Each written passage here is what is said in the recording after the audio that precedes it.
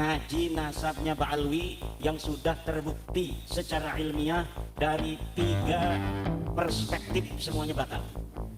Dari perspektif nasab batal, dari perspektif sejarah batal, dari perspektif DNA batal, tambah lagi dari perspektif akhlak jauh panggang daripada api. Coba lihat kita wajah-wajah mereka. Hal nara fi wujuhihim nuran nubuwah. La.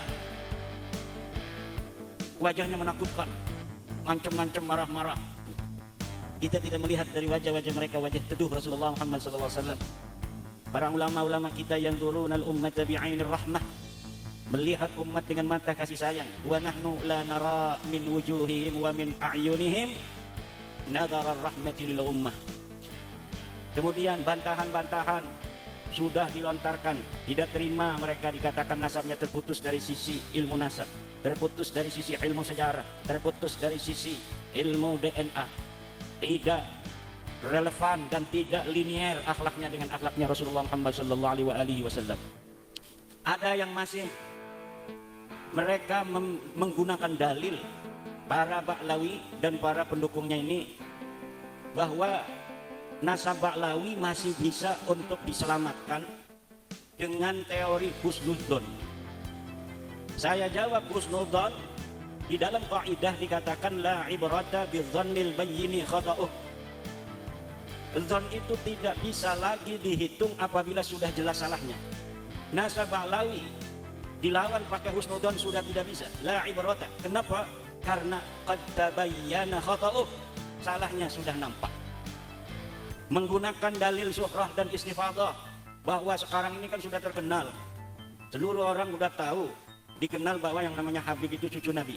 Saya jawab, Ibnu Hajar al-Asqalani mengatakan di dalam kitabnya Al-Jawabul Jalil, qala rahimahullah, innan nasaba mimma yasbutu bil istifadati illa ay yasbuta ma yukhalifuh.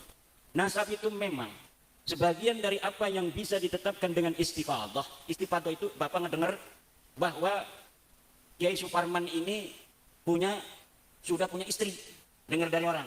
Lalu bapak-bapak tidak pernah tahu dulu kapan nikahnya, tapi udah tahu bahwa dia punya istri, buktinya punya anak. Itu katanya Kiai Suparman jejaka apa sudah punya istri, sudah, buktinya punya anak, sudah surah dan istifadah, dengar dari orang.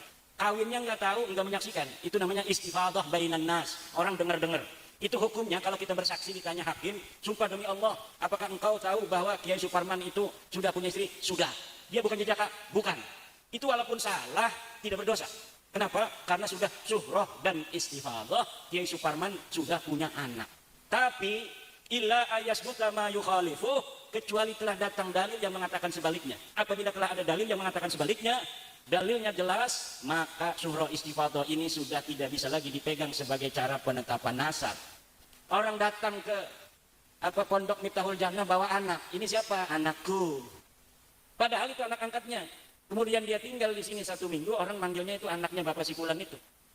Tapi kalau sudah nyata datang sebuah bayyinah sharihah bahwa itu hanya anak angkatnya, maka tidak boleh lagi kita bersaksi atas nama Allah, sumpah di depan pengadilan bahwa dia adalah anak dari orang yang mengaku ayahnya itu. Karena apa? Sudah jelas dia anak angkatnya. Innan nasaba mimma yasbutu bil istifadati illa ayyasbuta ma yukhalifu. Jadi orang yang berpatokan membela nasab Ba'lawi dengan syuhrah wal istifadah gugur. Yang ketiga, ada yang berpatokan membela nasab Ba'lawi karena taklid kepada Ibnu Hajar, kepada siapa lagi kemarin, Murtadha Az-Zabidi. Syekh Ibnu Hajar, Syekh Murtadha Az-Zabidi katanya sudah menetapkan dalam kitabnya. Kalau Syekh Murtadha Az-Zabidi ini kemarin sudah saya jawab bahwa kitabnya kitab palsu, manuskripnya bohong, dapat ngarang sendiri. Manuskrip dikarang 50 tahun yang silam, dituliskan karya Murtadha Az-Zabidi. Padahal itu kitab bukan karya Murtadha Az-Zabidi, karya seseorang di Mesir yang bernama Hasan bin Qasim. Hasan Muhammad Qasim. Hasan Muhammad Qasim ini adalah teman dari bin Yahya yang ada di Mesir. Saya menduga bahwa Hasan Muhammad Qasim ketika menulis itu pesanan daripada bin Yahya ini. Dia mengatakan bahwa saya menyalinnya dari kitab asli yang berupa manuskrip di sebuah khazanah perpustakaan yang ada di Mesir, namanya Khazanah Sa'dah Al-Wafaiyah. Saya tantang, coba lihat di dalam Khazanah Sa'dah Al-Wafaiyah ada tidak tulisan seseorang yang mengaku bernama Abdul Mu'ti. Abdul Mu'tinya itu katanya menulis, menyalin dari Murtado Az-Zabidi, kemudian Hasan Muhammad Qasim ini menyalin dari tulisan Abdul Mu'ti. Tidak ada, Pak. Yakin seyakin-yakinnya. Algoritmanya sudah ketahuan. Yang semacam itu bukan hanya di dalam kitab Ar-Raudhul Jali karangan Syekh Murtado Az-Zabidi, tapi dalam kitab Abnaul Imam pun begitu, kurang ba'lawi. Ada sebuah kitab manuskripnya 20 lembaran, kemudian dia diatribusikan sebagai karya Ibnu Toba yang lahir 199 Hijriah, kemudian dicatat di jilidnya tahun yang 400-an Hijriah, dikatakan sebagai abad kelima, tetapi kemudian dicetaknya oleh Yusuf Jamalul Lail yang baru wafat 2 tahun. Lalu itu karangan siapa sebenarnya?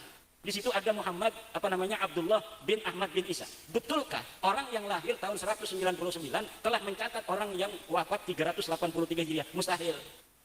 Lalu karena dia bingung, di dalam mukaddimahnya dikatakan dia wafat 199, di jilidnya ditulis 400 Hijriah. Bingung itu orang. Jadi ngebohong, tapi juga dia bingung. Akhirnya ngacak itu kitab. Maka kitab Abnaul Imam yang sekarang sedang pegang oleh Pak Muhdor itu sambil marah-marah, Imad Dajjal.